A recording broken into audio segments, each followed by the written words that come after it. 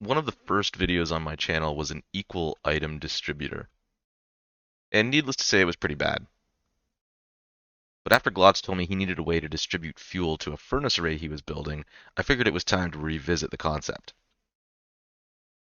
So Glotz and I worked together to come up with a new version of the equal item distributor, and it is far, far better than what I would have created back then. And with everything I've learned about redstone since releasing that video, Glotz and I were able to come up with something amazing. So this is a 50-50 item distributor, and it maintains its 50-50 distribution over its lifetime. You'll see that we have a couple memory cells in the back here that tell us which container is to receive an item next. In these smaller versions, we're using Kaizen's robust instant wire, as well as an instant dropper line for the delivery of the item, and an instant dropper line for the memory cells. Update order is very important for our instant dropper lines. Updating the rail at the far end will ensure that we're going in the right order for our first instant dropper line, starting from the back and moving forward. We need the opposite order from the memory cells. That way, on each trigger, it'll progress one dropper to the next line, and then once it's reached the end, it will instant dropper itself back to the beginning and start the cycle over. I did intend for this video to be out in time for Halloween, so I set this up as a little bit of a candy distributor so we could see what this looks like over the lifetime of an entire chest of items. So let's go ahead and place it on here, and you'll see things starting to work already. So we should have equal amount in the second chest, and you can see them being delivered throughout. So let's do a quick tick warp here. Okay, we're all finished up. So we should have the exact same items in this first chest as we do in the second chest. And you'll see we've got 32 of everything up top. We've got 32 of those gumballs, 32 of those caramels, and everything is exactly the same in this second chest. The input works perfectly with randomized input as well. So here we'll have item generation coming from a randomized input, and we can see how it delivers across each item. So here we're just generating a yellow concrete, and it'll hold which container it's going to go to next. There you can see it working right now. And if we do a shorter tick warp,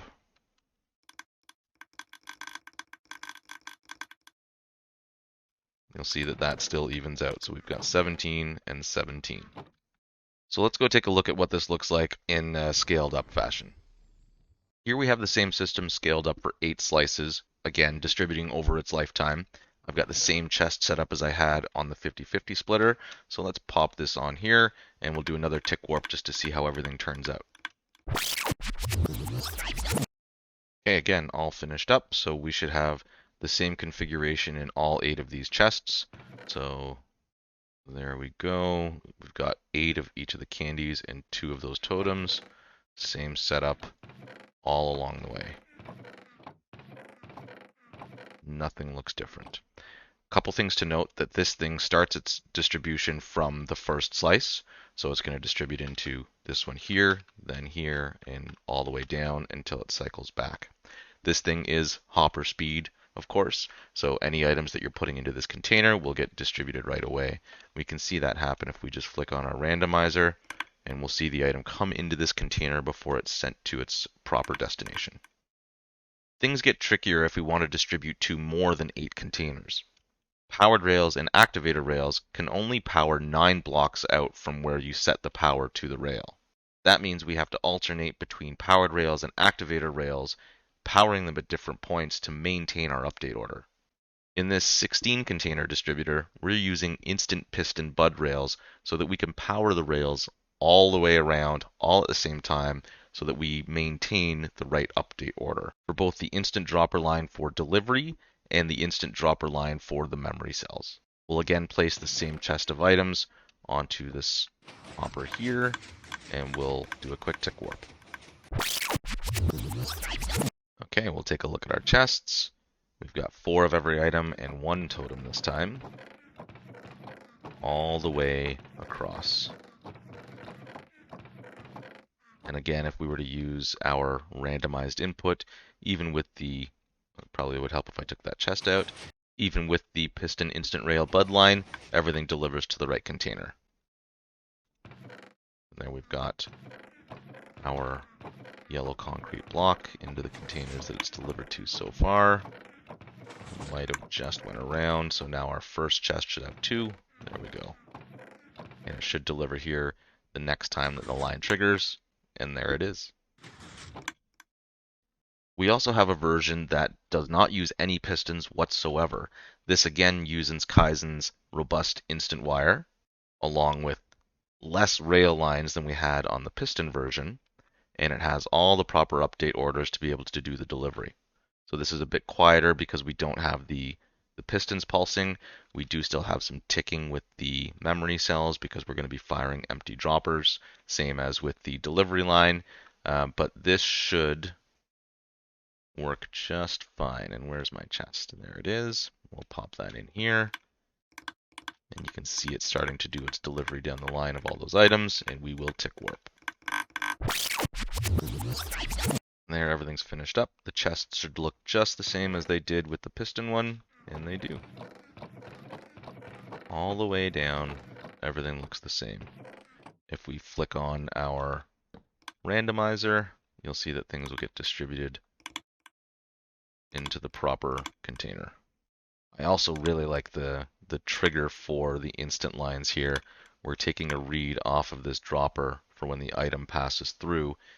You can see it there. It does not power the comparator, but does provide an update to this instant line here, which provides the update here and all the way back around for the delivery line as well. Last but not least is the smallest of the designs. So this one fits into a 5x5 space that is expandable along the other axis. So you'll see 1, 2, 3, 4, 5, 1, 2, 3, 4, 5. These pistons pulse downward so it doesn't go outside of the bounds of that 5x5. This one uses some piston lines, well, one piston line really, and this gives us the right update order as long as we're going in the opposite direction for delivery of our item, which ultimately doesn't really matter because it's an equal item distribution over the lifetime anyway. Whether we start at this end and distribute down or start here and distribute back, it's going to be the same outcome either way.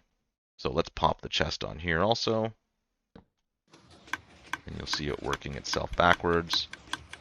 This here again is using that comparator trick to update the piston bud line all the way around. We're then updating a line of powered rails and activator rails below to trigger the memory cells, which then trigger the instant delivery dropper line. So we'll do our quick tick warp. There, everything's finished up. And our chests again should look exactly the same as the last couple ones we looked at.